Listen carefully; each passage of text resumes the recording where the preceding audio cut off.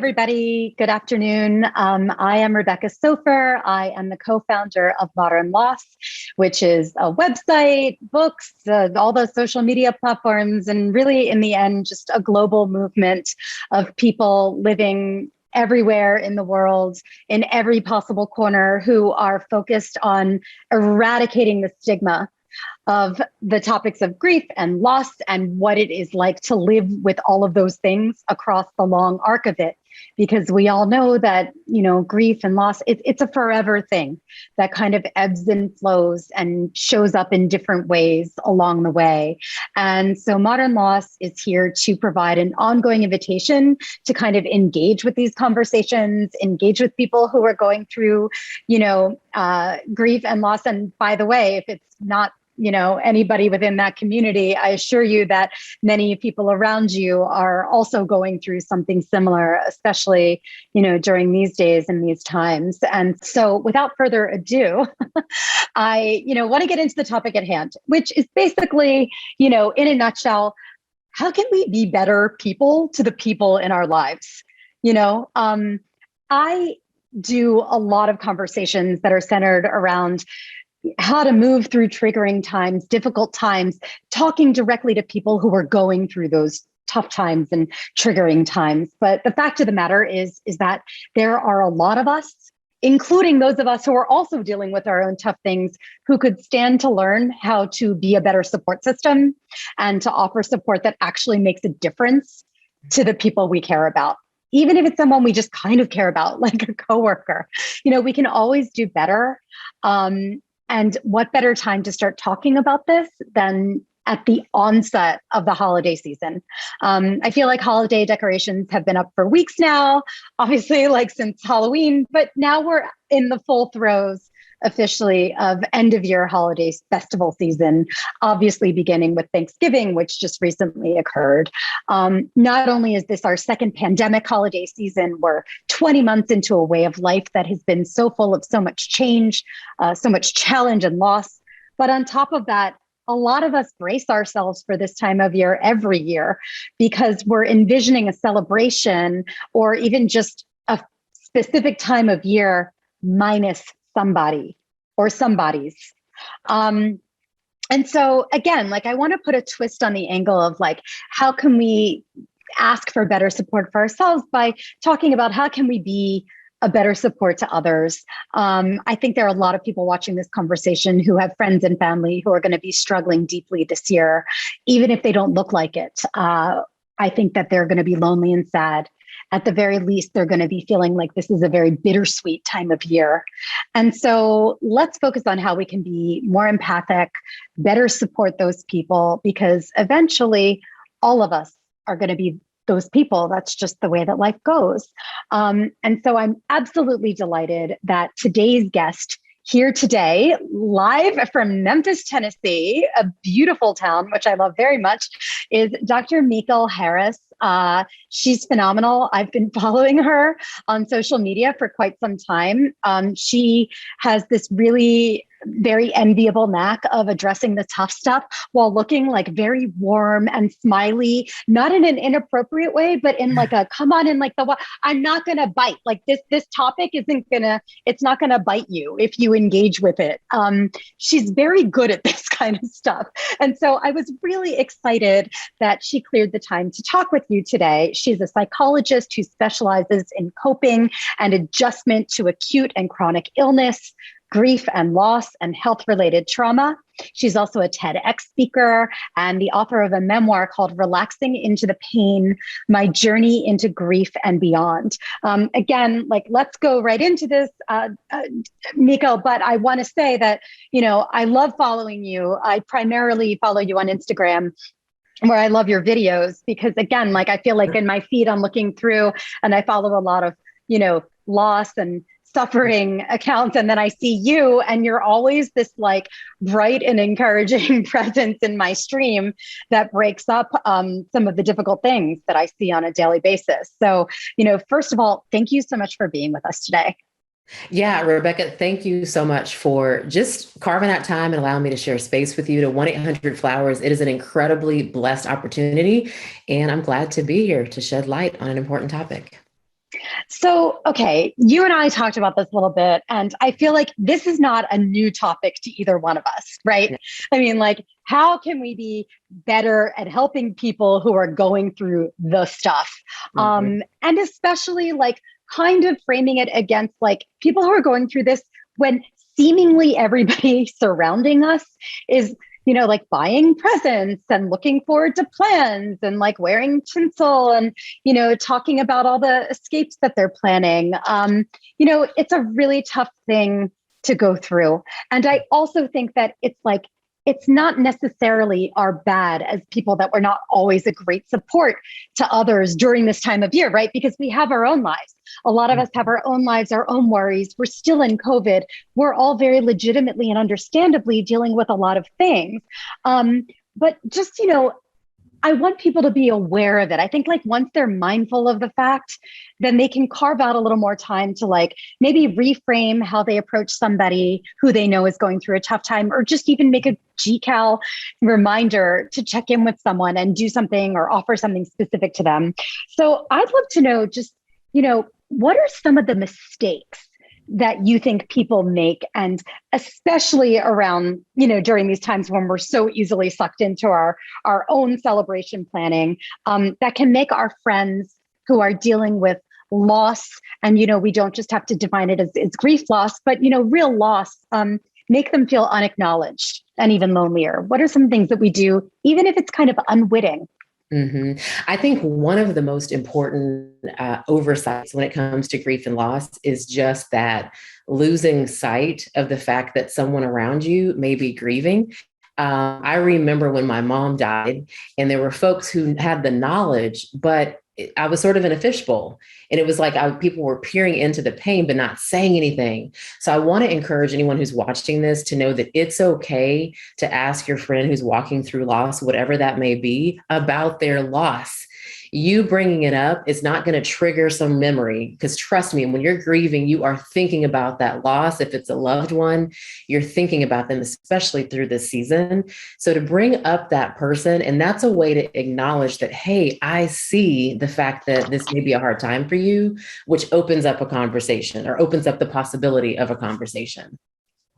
I mean, I think that's a really good point. It feels like, at least to me personally, I think some of the worst things that people can do is like literally do nothing Do and nothing. think, Yeah. oh, I don't want to bother, like, I don't want to upset them because it's like Mhm. Christmas or Hanukkah, or just like it's a Mhm. Festivus, and like, who doesn't love Festivus?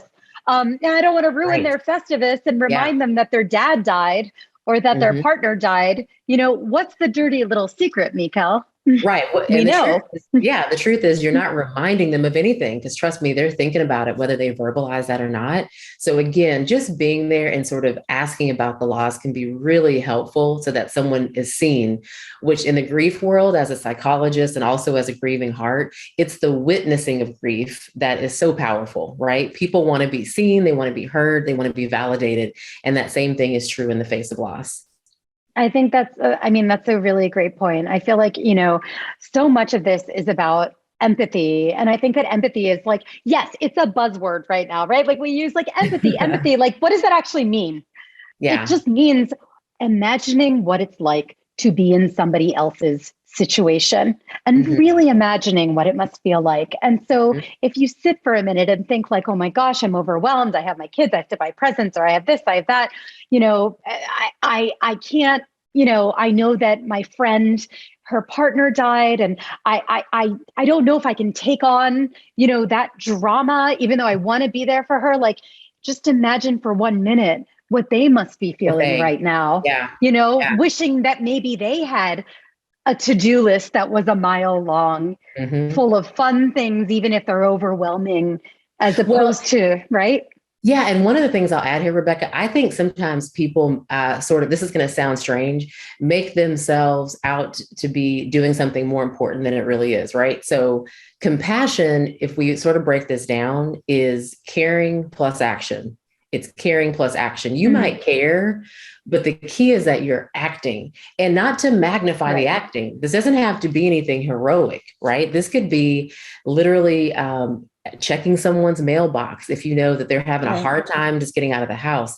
So the key when you think about your relationships with the grieving person is to explore that relationship to determine the extent of the connection, and then know that wherever you fall, whether you're a colleague, whether you're a best friend, family member, or a neighbor, there's always a small tangible action that you can take. So the question is figuring out what that is and what's most important at the moment. Right. And so if we want to talk about it in terms of, this time of year when so many of us are just packing on the plans, shopping, celebrating, drinking, et cetera, I want to give you like a couple examples. Like I almost wish sometimes that someone would give me my own game show, like grief game show. And then I could like a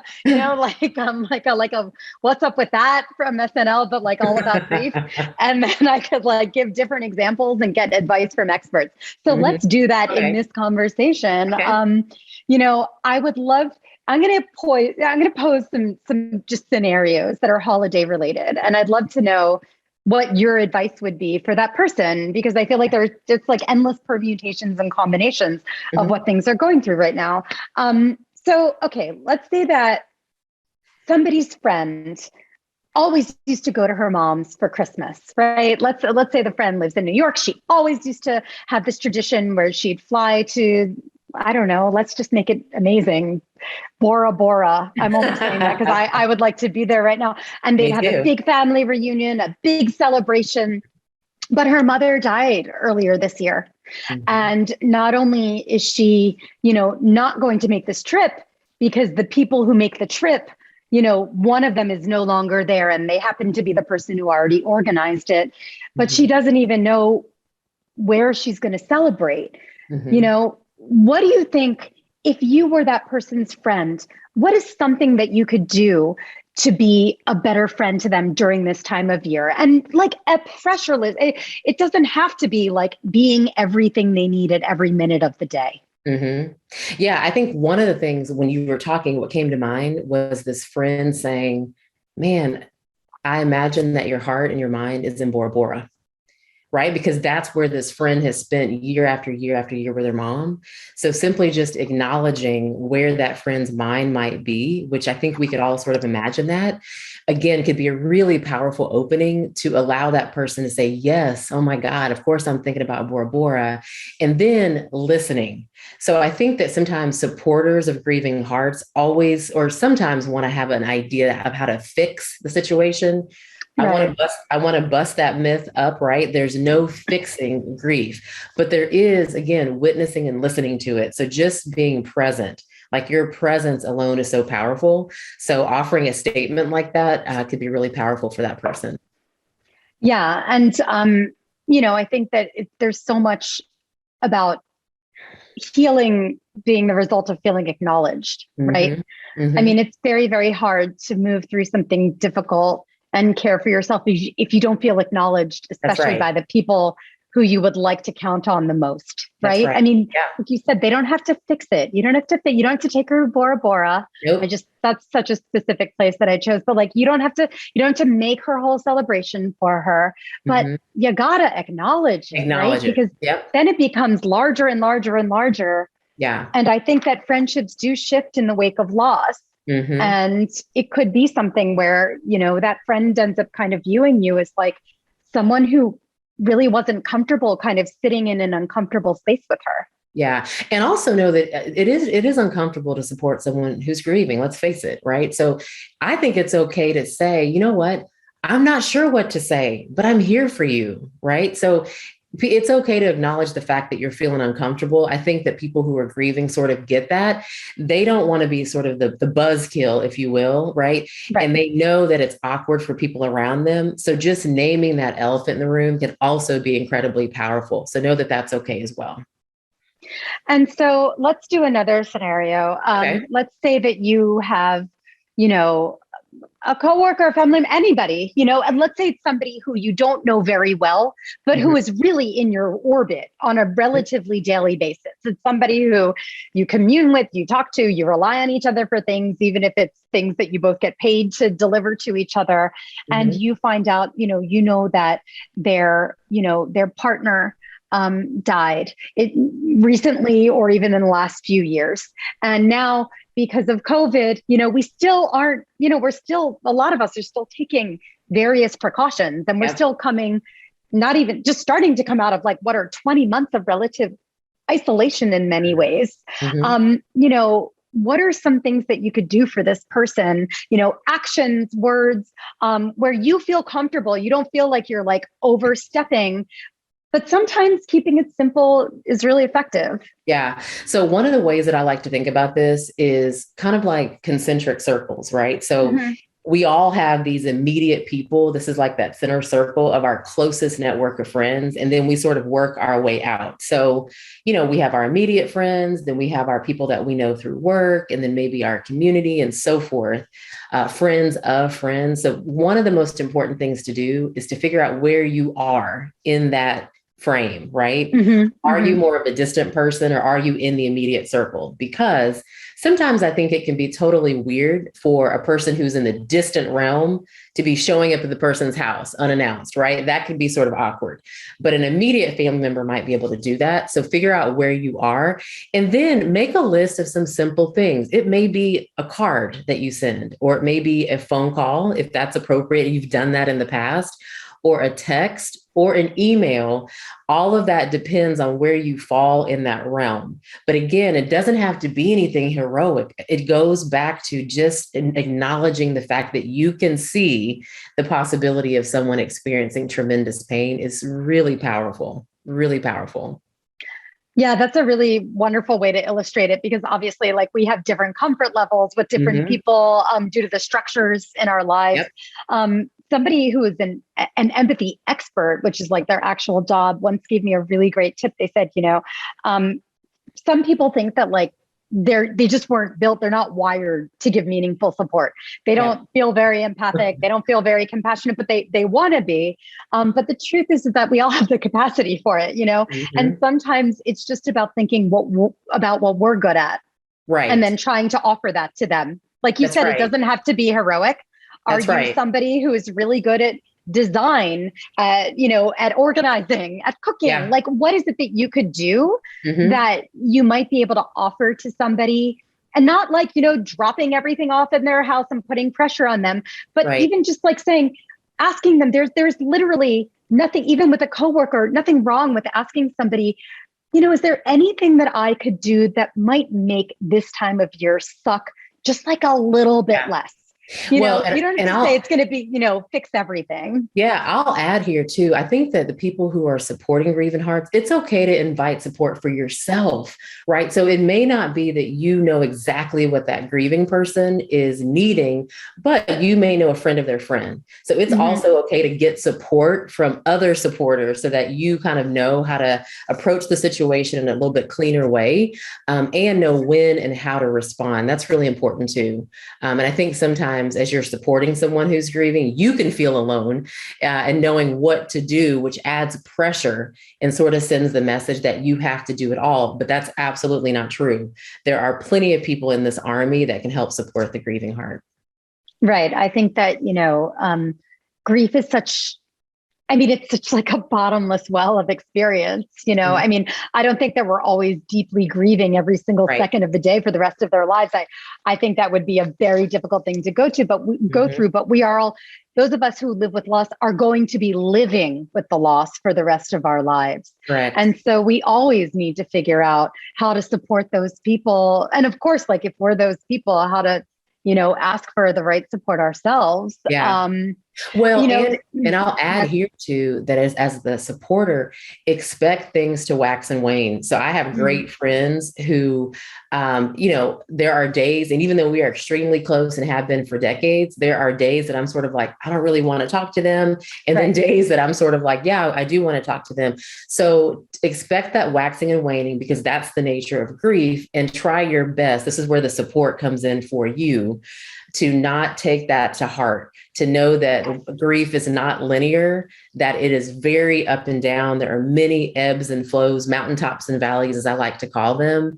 And so as you are supporting someone, it may not be a straight and narrow path with regard to the friendship. And that's okay, to still remain consistent in the contact that you have with the grieving person. Yeah. I mean, I feel like it's funny. I was having a conversation with somebody. My mother was killed in a car accident when I was 30.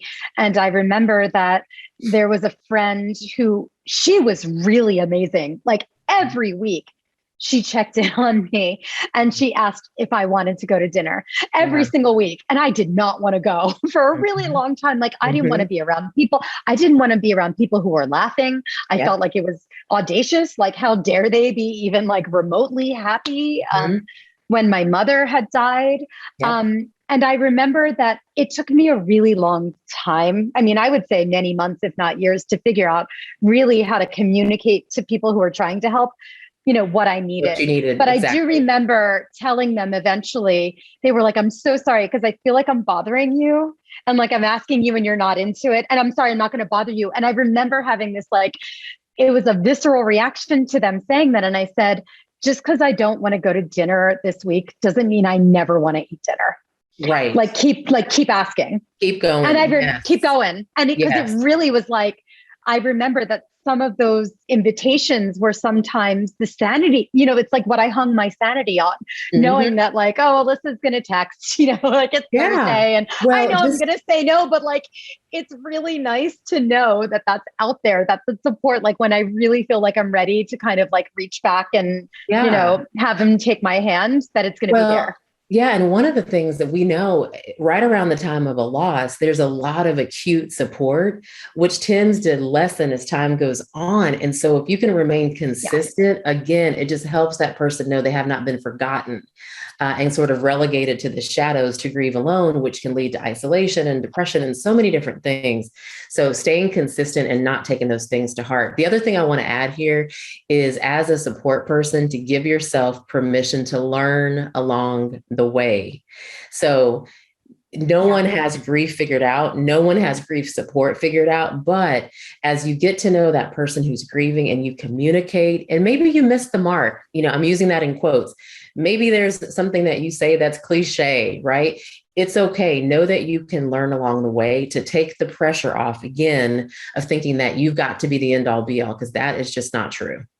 No, it's not true at all. And I think that sometimes we place a lot of import on ourselves. Like, even like when we're on Twitter, if we don't weigh in on this topic, then like everyone's going to be, we're not that important. Like none of us are that important. That's right. However, when we are absent, and our absence is very notable. It's okay to mess up. It's okay, because the other person's always going to remember that you tried. That you tried. And if you show up and follow through, that is the way to practice and become better at it. That's the only way, because I think that, it's still so stigmatized, which to me is baffling, given that, several 100,000 people in this country have died from COVID in the last 20 months. It's still stigmatized to talk about this stuff, and it shouldn't be. And the more we talk about it and the more that we live with this, we fold it into our lives. The more we fold loss into our lives, the more we become comfortable with it, because it is very, very much a part of our lives, And I want to ask, like, I think we just have a couple minutes left. I want to kind of place ourselves within a celebration. Okay. Because I know a lot of us are going to find ourselves at, end of year drinks or Christmas parties or holiday gatherings with the office. Maybe we haven't seen our coworkers in a long time. And I think it's safe to say that a lot of people around us have probably gone through very difficult things over the last nearly 2 years. And a lot of people have lost people, have had people or pets close to them die. So obviously, like a lot of times we want to be rabid and focus on the celebration, but just like 1-800, they understand that it's not just like about like toxic positivity. Like it's not like the world you just block out like Christmas Eve and everything is merry and bright. What if you find yourself at a celebration with somebody who is living with a loss? What are some things that you can do at that event, to bring them into the event, make them feel present, make them feel like a part of it, even if they're not, they don't want to be loud and cheery. Yeah. So I just wrote a whole blog post about like from the grieving heart's perspective on what they can do. But I think that the strategy is sort of similar in that call that friend in advance. Let them know, hey, we're going to this dinner celebration and there's probably going to be like, folks that we haven't seen and so forth. And I know this is right around the time that your grief may be sort of erupting in the moment, and prepare in advance, have that conversation, right? So that when you get there, maybe you all come up with some sort of signal, like a thumbs up or a word, say, hey, I'm feeling awkward. I need to get the heck out of here, right? So that way, again, you're seeing the person's need, you're anticipating that there could be a need. And in the moment, there's sort of an accountability and a cushion, a comfort there, so that if they are having a hard time, they don't feel like they've got to struggle alone. So again, prepping those conversations and thinking about what could potentially happen in the moment is really important. Yeah, that's actually really great. I mean, like to pre-game the actual game. Yeah. Pre-game it. Pre-game. That's excellent advice. And now what if we're, say, at a celebration, we're at Dan's house and he's pouring the eggnog and trimming the tree and everything. And you're sitting next to somebody and you know them, but they're not your best friend. To me, sometimes when I've been in that situation, in like more of like a celebratory, like social setting, even a cocktail party, but I really find myself more in a deeper conversation with somebody, because that happens when you really connect with someone. Yep. I always feel like it never hurts to ask them to share a memory, or just, if you're pouring a glass of wine, and that person has mentioned that their dad died or they had a miscarriage, you could say, this is for your baby, or this is for your husband, just kind of like bringing their person into that space, and making them feel like that person is still present, because the relationship still goes on. That's right. Yeah. And I think that highlighting the person's memory is a way to keep their spirit alive, which grieving hearts want to do. We want to be able to share about the life of our loved ones. And so you're asking and making it known really eliminates the awkwardness. Even though it feels awkward doing it, it eliminates the awkwardness and helps the person know, again, that they're being seen and their loved one is alive in the right. space. Yeah, exactly. Like you don't have to ask somebody to share the whole autobiography. That's right. As Jews say, the whole Megillah. But just providing a very no pressure, ongoing invitation for people to share little ways. What's the memory? What did you used to do over the holidays? Here's to them, like what's a cool tradition? Cheers to your dad. What was his name? Right. Just a simple opening can be really powerful. Yeah. And I think that's like almost like the biggest, we're out of time now, but like the biggest takeaway is really like, you are not going to remind anybody of what is not already painfully, and a very, very stark reality to them at any given moment of the day. Right. Yeah. It is so much better to acknowledge than not acknowledge. Absolutely. Just think about when you have felt unacknowledged in your life, be it with something that was really important to you that a friend didn't come through for, or maybe you worked really hard on a report at work and but your boss didn't give you proper credit or acknowledgement. How bad does that feel? Well, we'll go back to, we all want to be seen, heard, and validated. And the same thing is true with grief. So it's true. Yeah. Oh my gosh. Well, I mean, I feel like I would really love to spend holiday gatherings with you, because I feel like you would make me feel seen, heard, and validated. So please feel free to invite me to any. You're welcome. I would happily show up.